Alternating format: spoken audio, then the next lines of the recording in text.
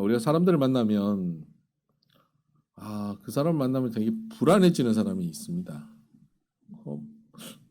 사실 뭐 아무 걱정 없는데 그 사람 만나서 몇 마디 하고 나니까 굉장히 내 인생이 비참해져 있고 나는 자녀를 잘못 키웠나?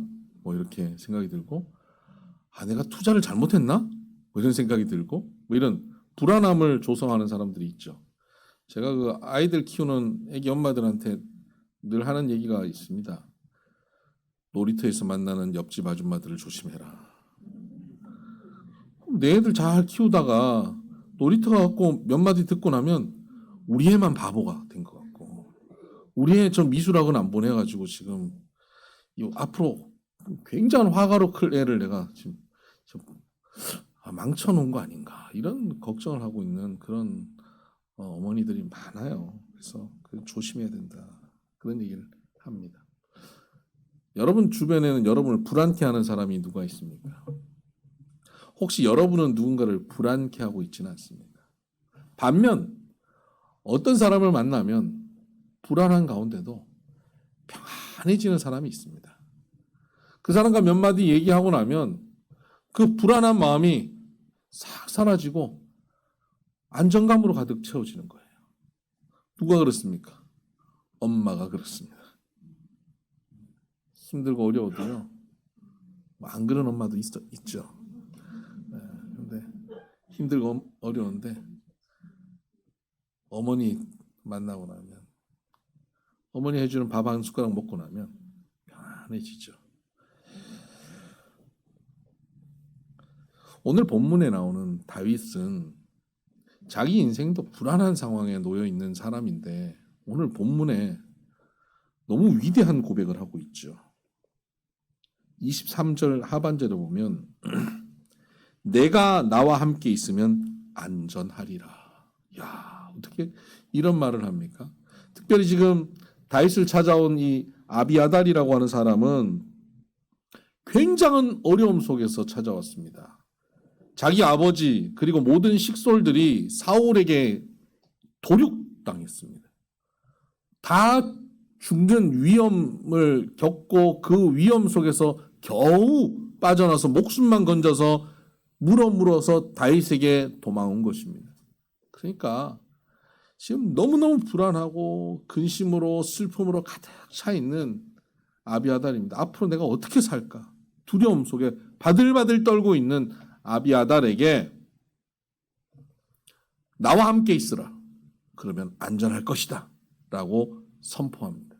그리고 사실 이 말은 빈말이 아니라 그의 삶 가운데 아비아달의 삶 가운데 그대로 이루어집니다.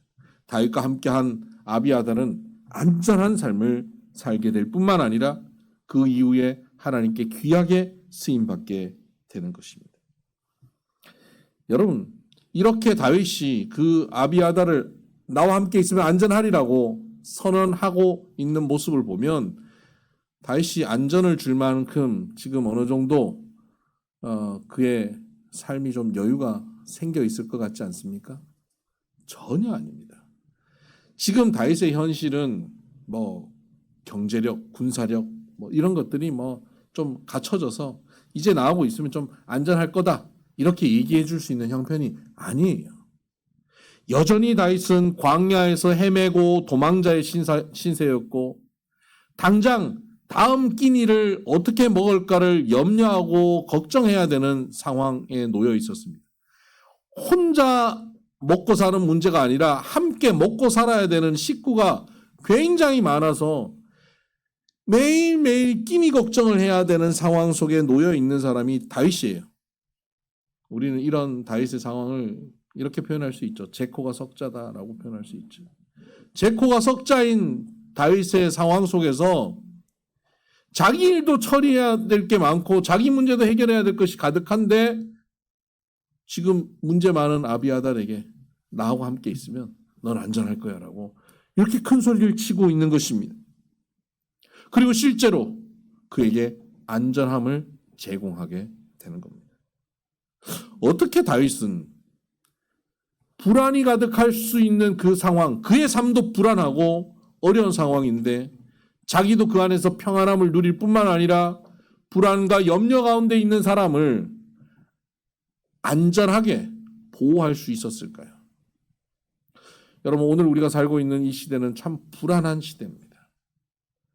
저녁에 잠시 놀러 간 아이가 서울 시내에서 이렇게 죽고 다치는 일이 벌어질 수 있는 게 우리가 살고 있는 이 시대입니다. 불안한 시대입니다. 경제적으로 세계의 경제 위기가 찾아왔습니다. 안보도 전쟁이 안 일어날 거라고 보장할 수 있는 상황이 아니에요. 위험한 상황에 놓여 있습니다. 우리의 내일이 어떻게 될지 아무도 알지 못합니다. 언제 우리가 병원에서 건강검진 받았는데 충격적인 소식을 듣게 될지 우리 모두 알 수 없는 상황에 우리는 살고 있습니다. 이런 불안한 상황 속에서 우리도 다윗처럼 이 참 평안을 누리며 살 수 있을까요? 뿐만 아니라 나만 평안을 누리며 사는 것이 아니라 불안에 가득한 우리의 이웃들에게 나와 함께하면 안전하리라고 그들에게 권면하고 그들에게 그 평안함, 안전함을 줄 수 있는 사람이 될 수 있을까요? 아니, 나도 지금 불안해 죽겠는데 누구에게 안전을 제공한단 말입니까? 지금 당장 내 사업도 지금 위기인데 불안해 죽겠습니다. 그런 분들 계십니까? 오늘 말씀을 통하여서 다윗의 스토리를 통해서 어떻게 그의 삶이 참 안정을 누리며 그 주변을 또 안전하게 만들어낼 수 있었는지를 살펴보십시다. 그리고 이러한 신앙의 스토리는 살펴보는 것으로 끝나지 않고 살펴보는 가운데 말씀은 듣는 가운데 뭐가 생기냐면 믿음이 생기고요. 믿음은 보지 못하는 것들의 실상이라 그랬습니다. 말씀을 듣는 가운데 믿음이 생기면 내가 볼 수 없었고 내가 기대할 수 없었던 것이 나에게 실상이 되어버립니다. 현실이 되어버립니다. 그래서 오늘 내 삶 가운데 불안함과 염려가 있어도 이 말씀을 듣는 가운데 여러분에게 다윗이 누리는 그 평안함이 주어지기를 바랍니다. 또한 다윗이 이웃에게 제공하였던 안전감을 여러분 또한 제공할 수 있는 삶이 되기를 주의 이름으로 축복합니다. 다윗은 지금 어떤 상황에 놓여 있었냐면 지난주에 설교에 이어서 말씀을 기억해 보시길 바랍니다. 다윗은 사울 왕에게 미움을 받아서 지금 죽을 위기에 처해 있었습니다. 그러니까 정신을 못 차리는 거예요. 한 나라의 왕이 자기를 죽이기로 작정했으니까 어디로 가야 될지를 모르는 거예요. 믿음 좋았던 다윗도 이리 방황 저리 방황하다가 적진 블레셋으로 도망쳤습니다. 자기가 골리앗을 죽였던 그 블레셋 나라로 도망친 겁니다. 그곳에 가니까 그 사람들이 가만둡니까? 죽이자 그렇게 나온 거예요.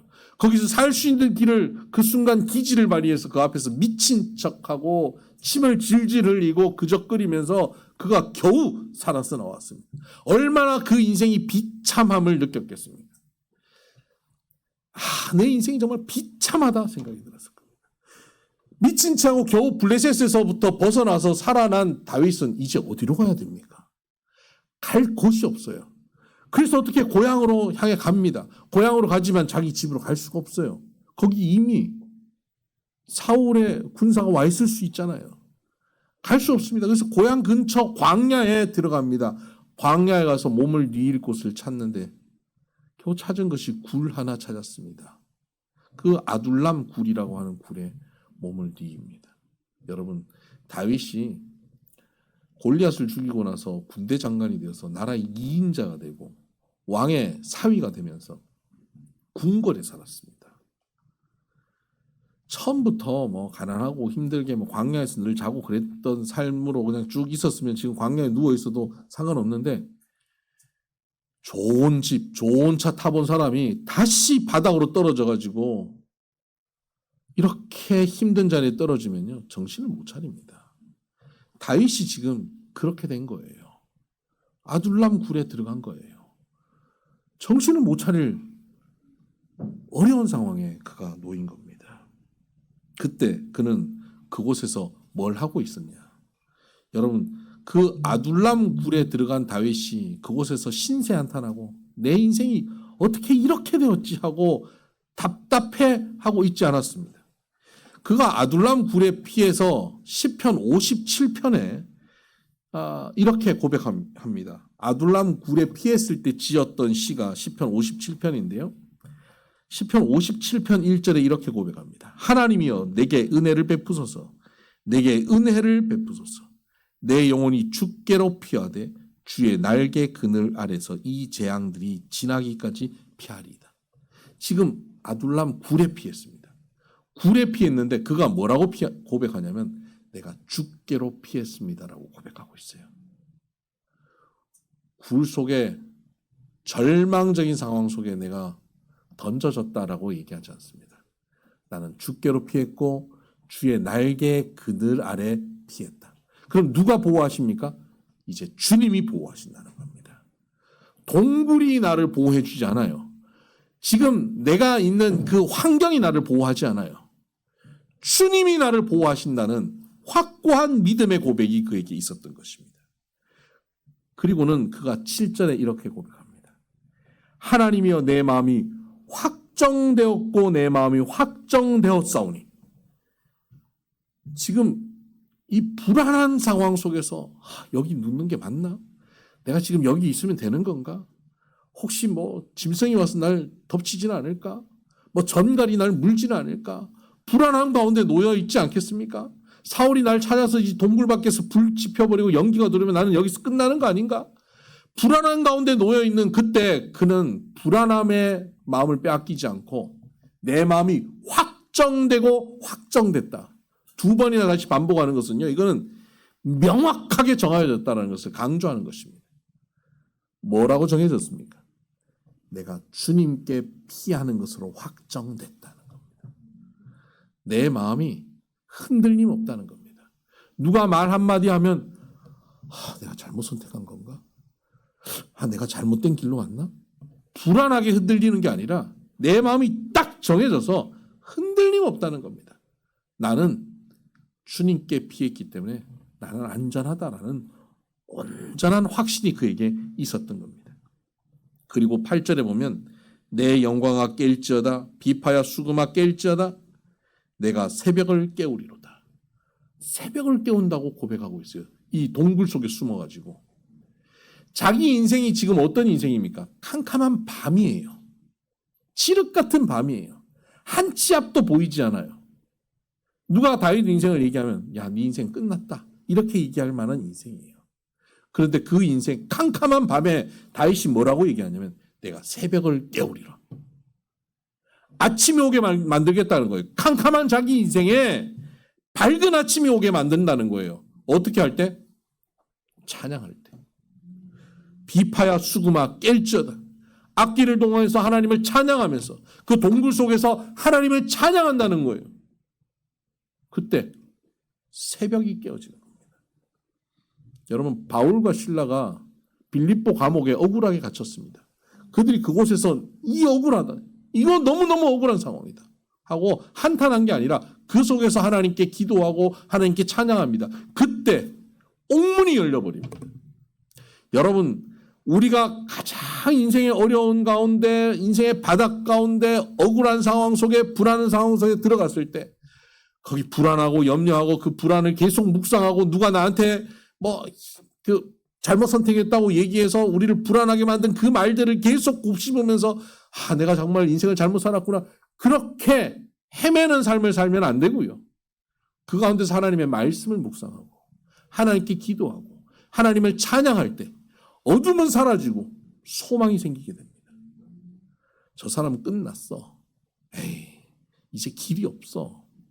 누가 봐도 그런 상황 속에 있어도 하나님의 말씀 가운데 기도하고 찬양하다 보면 길이 보여요. 소망이 생겨요. 모두가 끝난 것 같다고 생각하는 그때 얼굴에 빛이 비춰집니다. 여러분, 믿음의 사람들은 힘들고 어려울 때 그래서 주변 사람들이 바라보면 저 사람 지금 병날 것 같아. 저 사람 입원하겠지. 저 사람 곧 쓰러질 거야. 그렇게 생각하고 사람들이 걱정해서 찾아왔는데 믿음의 사람은 그렇게 찾아온 사람들을 웃음으로 맞아줘요. 미소로 받아줘요. 오셨냐고. 저는 그런 믿음의 사람들 많이 만나봤어요. 물론 저 또한 그런 믿음의 고백들을 했고요. 저분은 지금 곧 쓰러질 것 같아. 그런데 가보면요, 웃고 있어요. 여유가 있어요. 상황은 캄캄한 밤이고 아둘람 굴인데 그곳에서 미소 짓고 있어요. 여유가 있어요. 그 여유가 어디서 오냐? 누가 나 몰래 돈을 찔러줘서? 누가 뭐 권력자가 도와준다고 해서? 아니에요.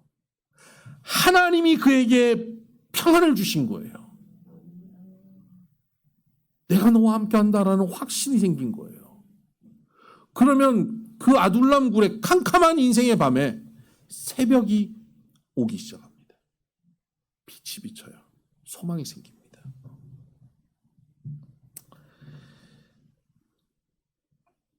그 상황 속에서 아둘람 굴에 누가 찾아오냐면 다윗의 가족들이 찾아옵니다. 왜 찾아올까요? 사울 왕이 위협하고 있으니까요. 다윗을 잡으려면 다윗의 가족을 위협하고 다윗의 가족을 인질로 삼으면 되지 않겠습니까? 그러니까 다윗의 가족들이 다 도망쳐서 다윗에게 온 거예요. 아둘람 굴에. 다윗이 얼마나 미안하겠습니까? 아유, 형들 나 때문에 고생이 많다고. 그 도망쳐온 다윗의 형들은 뭐 아니라고, 할렐루야, 믿음으로 그렇게 갈 수 있는 사람들입니까? 아니에요. 뭐 다윗에게 뭐 평소에도 질투하고 불만을 표시했던 형들도 있잖아요.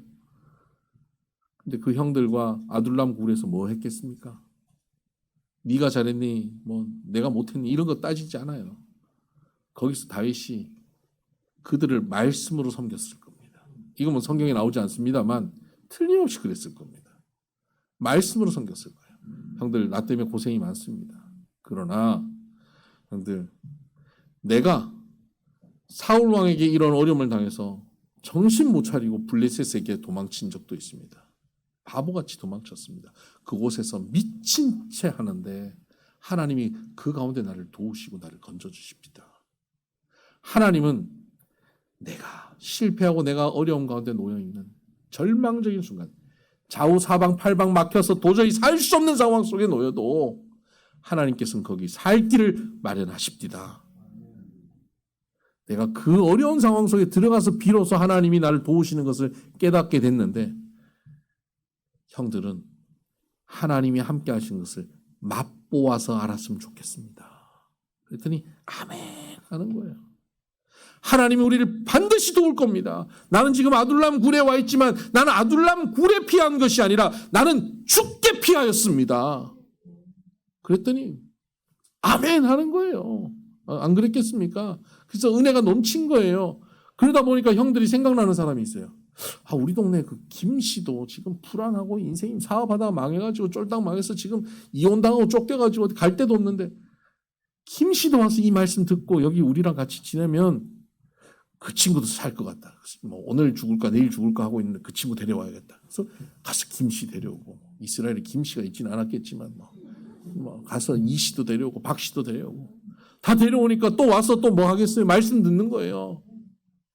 말씀 듣고 주께로 피하면 주께서 우리를 건지십니다. 주의 날개 그늘 아래 살 길이 있습니다. 우리의 마음이 여기 확정되고 확정되면 살 길이 있습니다. 믿음으로 선포하지 않겠습니까? 여호와는 나의 목자시고 내게 부족함이 없다. 그가 나를 푸른 초장으로 맑은 시냇가로 인도하십니다. 그렇게 점점 사람들이 모이기 시작하는 거예요. 너도 나도 사람들이 모이기 시작하는 겁니다. 얼마나 모인지 아세요? 400명이 모입니다. 다윗 한 명 도망쳐가지고 숨어 있는 거 그것도 힘든데 400명이 모이기 시작한 거예요. 그들은 날마다 기적을 체험합니다. 왜 그럴까요? 일단 먹는 게 기적이에요. 광야에서 400명이 먹는다고 생각해 보세요. 이게 기적입니다. 한 끼 한 끼 먹는 것이 하나님께 매달려야만 먹는 게 해결돼요. 성경에 그들 가운데 굶어서 죽은 사람이 있다 이런 표현은 없습니다. 그럼 그들이 먹고 산 거예요. 어떻게 먹고 살았을까요? 어떤 사람은 여기 도망오면서 뭘 좀 들고 와갖고 그 사람이 왔기 때문에 여기 있는 사람들이 먹은 날도 있을 거예요. 어떤 날은 아침에 먹을 게 없어서 같이 새벽 기도하고 오늘 먹을 것을 주시옵소서라고 굴 앞에 나갔더니 눈먼 사슴이 지나가다가 머리를 굴 앞에 박고 죽어 있어가지고. 성경에 있진 않아요. 상상으로. 예? 그래서 그 사슴 잡아가지고 오늘 고기 파티하자. 먹게 돼. 그렇게 매 끼니 먹고 살면서 이 봐라. 주께로 피하면 주님께서 우리를 살려주시지 않느냐. 그 체험들을 그들이 함께 하는 거예요. 아둘람에 모인 이 공동체가 400명의 공동체가 함께 먹고 함께 마시고 말씀 가운데 거하면서 하나님이 우리를 지키시는구나 보호하시는구나를 깨닫게 되는 겁니다. 그러면서 이들이 말씀 속에서 참 평안을 누리게 되죠. 그런데 문제는 400명이 가득 차니까 이 굴 안이 지금 얼마나 복잡해지겠습니까? 그리고 뭐 1명, 2명, 10명, 20명 피해 있을 때만 해도 좀 괜찮은데 400명이 피해 있으니까 이제 뭐 전국에 소문 났지 않겠어요? 이제 사울이 여기 들이닥치는 것은 시간 문제인 거예요. 야, 이거 어떻게 해야 되나? 대책회의를 했겠죠. 대책회의 끝에 그들의 결론이 뭐냐면 다윗의 외가가 모압 땅이거든요. 모압 땅으로 가자. 거긴 외국이니까 사울 왕이 거기까지는 우리 잡으러 오지 못할 것이다. 모압으로 가자라고 결정을 내리는 겁니다. 그래서 가만 보면 회의에서 결정하는 건 좋은 결과가 별로 안 나와요. 기도하고 결정해야 되는데 이들이 믿음으로 살고 말씀 가운데 평안함을 누리면서도 여전히 또 어떤 어려움이 처하고 문제가 생기니까 인간적인 방법을 생각하게 된 거예요. 사람 머리를 모아서 생각을 모아서 결정을 하는데 잘못된 결정을 합니다. 상식선에서 결정하죠. 근데 그 상식선의 결정이 잘못된 결정이에요. 모압으로 도망칩니다. 가서 그곳에서 왕의 배려로 숙소도 제공받고 그곳에 살게 됩니다. 그러나 이것은 하나님이 원하시는 게 아니에요. 여러분, 하나님의 사람들은 하나님의 믿음의 공동체는 믿음으로 걸어가다가 때로 잘못된 선택을 하기도 합니다. 여러분, 우리가 살아가면서 선택을 하는데 늘 옳은 선택만 할 수 있습니까? 잘못된 선택을 할 수도 있어요. 그런데 걱정하지 마세요. 믿음의 사람들의 잘못된 선택 가운데 우리가 여전히 하나님께 귀를 열고 하나님이 내게 말씀하실 것을 기다리고 있으면 하나님은 반드시 말씀하셔서 우리를 하나님이 인도하시는 바른 길로 이끌어 가십니다. 모압 땅으로 도망갔다가 그곳에서 여전히 하나님께 말씀을 귀 기울이고 있으니까 그곳에 몸은 편한데 뭔가 좀 불편한 거예요. 마음이 불편한 거예요. 찝찝한 거예요. 그런 가운데 하나님께서 갓 선지자를 보내세요. 갓 선지자가 와서 너희들 여기 있지 말고 유대 광야로 돌아가라. 갓 선지자는 이 갓이라고 하는 이름이 라스트 네임 같아요. 퍼스트 네임은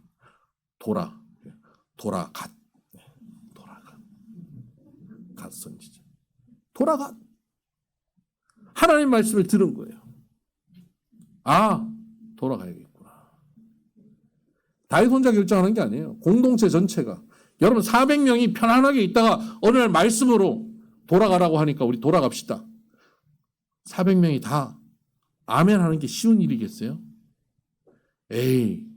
말씀대로 사는 것도 좋지만 여기 좀 여유가 있고 여기 살아야죠. 유대 광야로 돌아가면 거기 뭐 숙소가 있습니까? 거기 물이 있습니까? 거기 밥이 있습니까? 그게 보장돼야 가지. 말씀 안 믿고 어떻게 갑니까? 이렇게 얘기할 사람들이 있지 않겠습니까? 그런데 여러분, 다윗 공동체 이 400명은 거기에 반대하지 않고 다 일어나 갑니다. 어떻게 이럴 수 있을까요? 말씀으로 준비되고 말씀에 귀 기울이고 있었기 때문에 그렇습니다. 말씀으로 하나가 된 공동체는 하나님이 말씀하실 때 때로 내 상식과 벗어나고 때로 미래가 보장되지 않는 길이라 할지라도 말씀하신 길이라면 그 길로 담대히 걸어가게 되는 것입니다. 여러분, 이렇게 될 때 그 공동체가 하나님이 쓰시는 공동체가 됩니다. 여러분, 이 400명, 다윗에게 몰려온 400명이 어떤 사람이냐면 성경에 이렇게 기록되어 있어요. 환난당한 자, 빚진 자, 원통한 자. 환난을 당한 거예요. 뭐 교통사고를 당해가지고 몸이 문제가 생겼거나, 삶에 어려움이 생겼거나, 빚진 자, 경제적으로 어려움이 생긴 거. 원통한 자, 관계 속에서 억울하게 어려움을 당한 거예요. 고소고발 당하고 억울한 상황에 놓인 거예요. 우리 인생사에 겪는 모든 문제 아닙니까? 환난 당한 자, 빚진 자, 원통한 자. 그 사람들이 모인 거예요. 인생 바닥에 떨어진 사람들이 다 모인 겁니다. 정신 못 차릴 만한 사람들이 모였습니다. 그런데 그들이 함께 공동체를 이루고 말씀을 나누고 하나님이 함께 하시는 것을 경험하면서 매 끼니 하나님의 도우심으로 먹고 말씀을 묵상하는 가운데 그들이 변화되기 시작합니다. 나중에 이 400명이 나중에 600명까지 불어나고요. 이게 남자만 400명이거든요. 그러니까 이 가족들까지 합치면 1000명이 넘는 공동체가 될 거예요. 그 큰 공동체가 나중에 다윗 왕국의 기초가 됩니다. 지금까지도 이스라엘 사람들이 꿈꾸는 그 완벽한 나라 다윗 왕국을 이루는 기초 멤버들이 그 나라의 주요한 직책을 맡는 사람들이 환난당한 자, 빚진 자, 원통한 자, 그 사회에서 버려진 사람, 그 사회에서 바닥을 치고 아무것도 할 수 없던 사람들, 나의 인생에 내일이 없다고 생각했던 사람들이 하나님의 공동체에 모여서 말씀을 듣고 불안함 가운데 안정감을 누리고 말씀 속에서 평안함을 누린 사람들이 바로 다윗 왕국의 위대한 사람들로 쓰임받게 됐다는 사실입니다. 여러분, 오늘 이 다윗의 사람들, 이 다윗의 공동체가 이 말씀에 순종하고 걸어가고 상식 밖의 말씀에도 순종하고 때로는 우리가 잘못된 선택으로 잘못된 길을 갈 때 하나님 말씀으로 인도하실 때 그 길에 순종하고 돌아오는 이런 삶을 살아갈 때 그들은 하나님께 귀하게 쓰임받는 공동체가 된 것입니다. 다시 유대 광야로 돌아갔을 때 그곳에서 다윗은 이렇게 노래합니다. 시편 52편 8절에 나는 여호와의 집에 있는 푸른 감람나무 같으니라. 푸른 감람나무 같다는 거예요. 풍성하고 부족함이 없는 푸른 감람나무 같다는 거예요. 광야에서 얼마나 부족함이 많겠어요. 그런데 부족함이 없다고 고백합니다. 이거 다윗만의 고백이 아니에요. 이것은 다윗과 함께하는 이 공동체의 고백이에요. 우리가 영원히 하나님만을 의지한다라고 고백하고 있어요. 그때 그들은 푸른 감람나무 같다는 겁니다. 여러분, 지금 우리 비손교회 성도님들, 여러분의 형편이 어떤지 저는 다 알지 못합니다. 어떤 분은 환난도 당했을 것이고 빚진 자고 원통한 자일 수 있습니다. 근데 하나님께서 우리를 불러 모으셨습니다. 우리가 매주 말씀을 함께 나누고 묵상합니다. 아침마다 하나님 말씀을 함께 묵상합니다. 말씀에 귀 기울이고 걸어갑니다. 우리가 혹 우리의 인생에 잘못된 선택들을 할 수도 있습니다. 그러나 말씀에 귀 기울이고 하나님의 말씀을 사랑하고 살아가는 사람에게 하나님께서는 모든 것을 합력하여 선을 이루어 가실 겁니다. 그래서 우리의 발걸음을 가장 선한 길로 하나님 기뻐하시는 길로 바꾸어서 걸어가게 만드실 것입니다. 저와 여러분을 우리 믿음의 공동체를 하나님께서는 그렇게 이끌어 가실 줄 믿습니다. 그래서 우리는 부족함이 가득한 광야 같은 시간에 우리가 놓여 있다 할지라도 아둘람 굴과 같은 절망적인 자리에 있다 할지라도 우리의 고백이 뭡니까? 내 마음이 확정되고 확정됐습니다. 나는 하나님만 의지하겠습니다. 그래서 나는 푸른 감람나무 같습니다라고 고백하게 되는 것입니다. 내가 기대하지 않고 어쩔 수 없이 걸어가게 된 그 아둘람 굴 앞에 갔을 때 하나님께서는 그곳에서 말씀에 붙잡히고 하나님 앞에 기도하고 찬양하는 믿음으로 걸어가는 다윗을 통해서 이런 공동체를 만드셨습니다.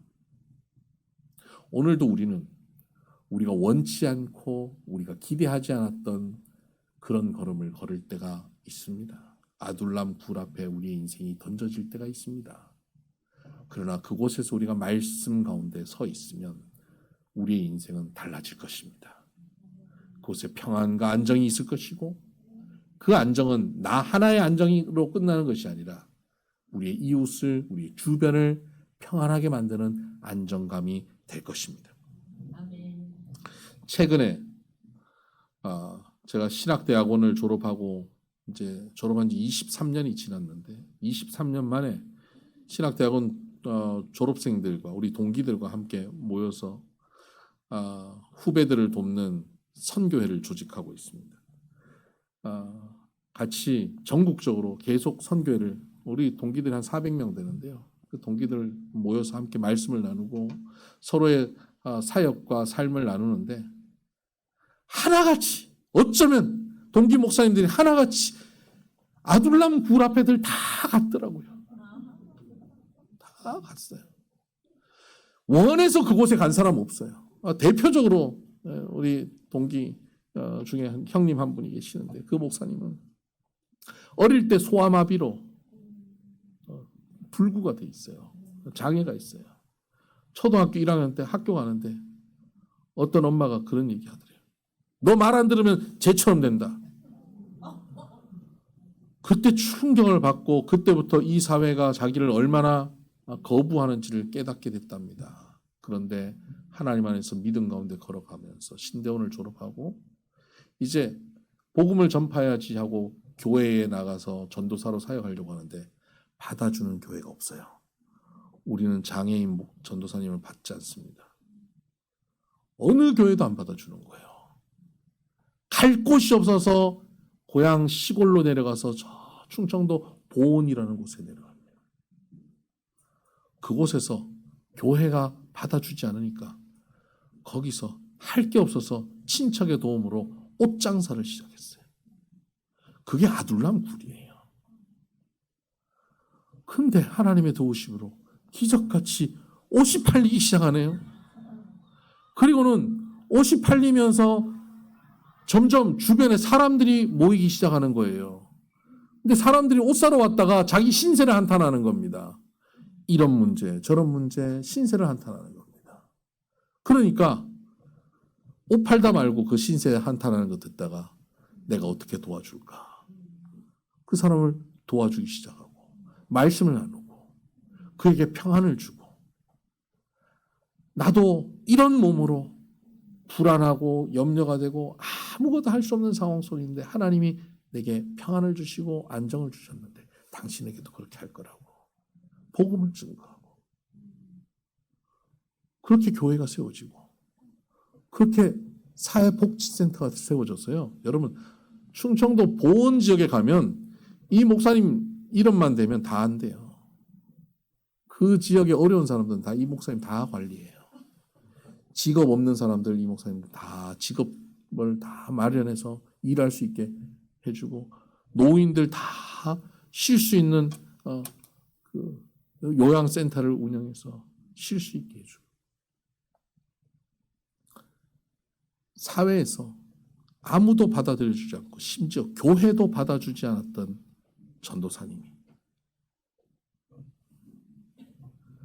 아둘람 굴과 같은 곳에 들어가서 하나님만 의지하였더니 그의 인생에 밤은 사라지고 새벽이 오고 그 주변에 밤과 같은 삶을 살던 사람에게 새벽을 깨워내고 말았습니다. 그분뿐만 아닙니다. 많은 분들이 그렇게 살고 있습니다. 오늘 우리도 그렇게 살고 있는 것입니다. 여러분 불안합니까? 염려와 근심이 있습니까? 주의 몸된 교회에서 함께 말씀을 나누고 이 교회에서 함께 살아가십시다. 아멘. 에베소 1장 23절에 보면 교회는 만물을 충만케 하시는 이의 충만이라 그랬습니다. 모두 다 결핍으로 불안하고 살아가는데 교회는 충만케 하는 충만입니다. 오, 교회에 뭐 돈이 많나? 교회 권력자가 많나? 아니요. 돈이 없어요. 권력도 없어요. 내세울 게 없어요. 그러나 교회는 하나님이 계셔요. 교회는 주의 몸이에요. 주의 몸된 교회에 함께 와서 말씀을 나누고 기도하고 찬양하는 가운데, 함께 식사하고 함께 커피 마시는 가운데 하나님의 도우심을 맛보게 될 거예요.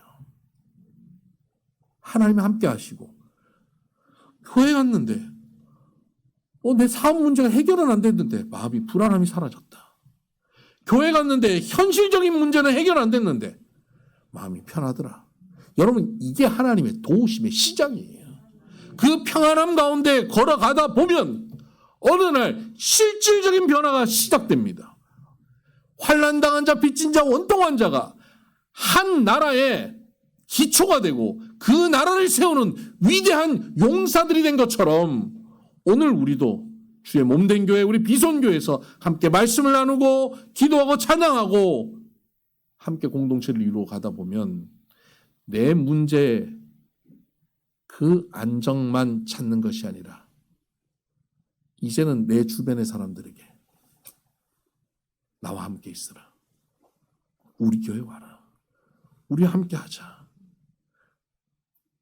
너희도 안전하리라. 권면하고 그 안정감을 줄 수 있는 사람으로 살게 될 것입니다. 기도하십시다.